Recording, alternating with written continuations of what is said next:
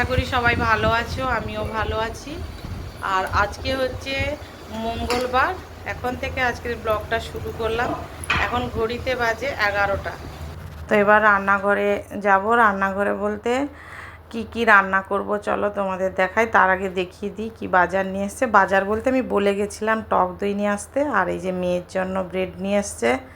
আর পুদিনা পাতাটা আমি ফ্রিজ থেকে বের করে রাখলাম, ওই রায়তা বানাবো। আর মেয়েই বানাবে। আজকে ইচ্ছে হলো যে একটু রায়তা বানিয়ে রাখি, বেশি করে একটু বানিয়ে নেব, রাতে হয়তো রুটি দিয়েও খাওয়া হবে। আর কালকে ভাই গেছিলো মা বাবাকে ছাড়তে নন্দীগ্রাম, তো রায়াপাড়া থেকে ও চলে এসছে। আর আসার পথে চণ্ডীপুরে দেখছে কি 7 কিলো পেঁয়াজ 100 টাকায় ও নিয়ে এসছে। তো আজকে দেখি আমি স্কুল থেকে আসার পথে, আমাদের মনুরানির তো ছুটি, কিন্তু আমাদের তো আজকে ছুটি ছিল না, কালকে ছুটি আছে, মানে পয়লা বৈশাখে। ওর সঙ্গে আমি কথা বলছিলাম, তো আমার ভাইয়ের বউ বললো দিদি পেঁয়াজ নিয়ে যাও, এরকম তোমার ভাই কালকে নিয়ে এসছে।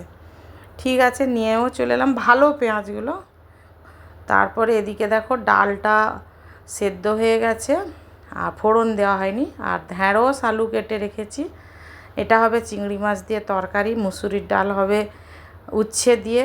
আর মেয়ে এখন এই যে রায়তা বানানোর জন্য সব কিছু কেটে কুটে রেডি করছি।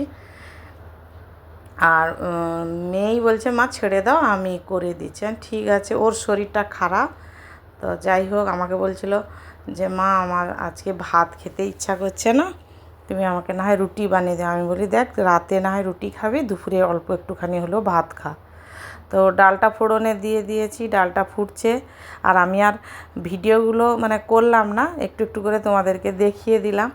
আর ঢ্যাঁড়স আলু চিংড়ি মাছের তরকারি আমার মেয়ের ভীষণ পছন্দের, মানে আমারও খুব ভালো লাগে।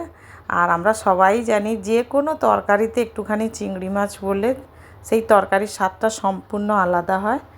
আর এই যে মেয়ে সব কিছু দিয়ে, হ্যাঁ মাঝখানে আবার করলাম, জিরে ধনে লঙ্কা মিক্সিতে আবার গুঁড়ো করলাম।